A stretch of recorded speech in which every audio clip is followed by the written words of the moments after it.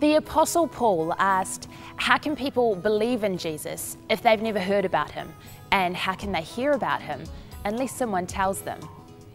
In a culture where we are bombarded with messages every day, how do we cut through that noise and let people know the truth about Jesus? When you talk about reaching people in the marketplace, you could look back a couple of thousand years and realise that a lot of what guys like Paul in the Bible did was just go to where people were. They weren't necessarily hanging around at religious establishments. They would go to where ideas were exchanged, where the town crier of the day would come and announce the news.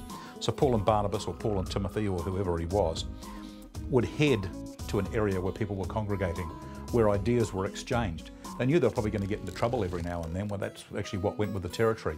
Today, the marketplace is very much, the exchange of ideas happens through that flickering screen in the corner of your room, or the radio station that you have to listen to because you're stuck in traffic, or across on a computer screen of some sort. The marketplace of ideas is now electronic, and in order to communicate with the generation that we're in, you have to be in that marketplace. For over 40 years now, that marketplace is where the Christian Broadcasting Association has been. CBA is all about communicating the Christian faith in mainstream media. We know from radio surveys that more than 85% of our audience do not regard religion or spirituality as a primary interest in their life, which means we're reaching large numbers of people who are really unlikely to ever turn up at church. If you think about trying to reach large numbers of people, imagine trying to reach, say, 150,000 people, to choose a number, with a message, with a positive, reinforced message with gospel overtones. You could do it by busing a whole bunch of people to Eden Park and getting them to sit down. Well, you'd have to do that 3 times over just to reach 150,000. Now, a CBA scrub cutter, 90 seconds of fairly pithy, down-the-barrel stuff, reaches on average about 180,000 people during the lifetime of that message. It's a no-brainer. It's low cost, a lot cheaper than busing them to Eden Park. CBA produces a variety of programs. Most of them air on News Talk ZB because it's the network with the largest audience. From 15-second pre-recorded spots to 12-hour live broadcasts. We do daily programs, seasonal specials, and our weekly shows rate #1 for their time slot nationwide. Real Life with John Cowan, our Sunday night chat show, reaches 25,000 listeners every week. Scrub Cutters, our daily 90-second inspirational radio spots, are each heard by 180,000 people. Every Christmas we get given 18 hours of airtime by News Talk ZB, and we reach 250,000 people. At Easter we get another 12 hours and another 300,000 listeners. That's a lot of people. And remember, 85% of them wouldn't normally be hearing about Jesus.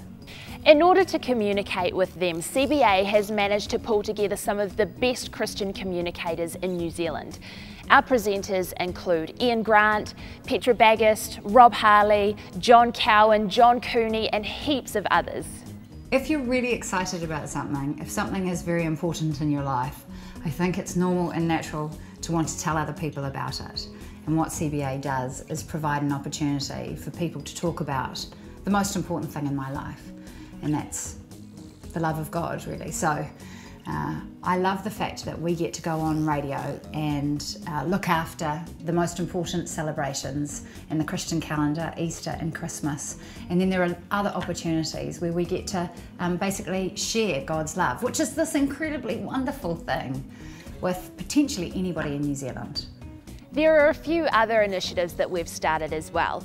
We give out scholarships to young Christians who are studying for a career in the media, and we facilitate a group of Christians who already work within mainstream media. We also ask churches around the country to pray for the media in New Zealand, and we have a team of about 900 who regularly pray for CBA. To find out more about everything that we do, you can check out the website www.cba.org.nz. If you're already a supporter, thank you. You are so appreciated.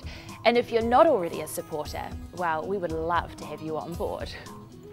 There's loads of information on our website about how to sign up for emails or newsletters, how to support financially, or how to join those who pray for CBA.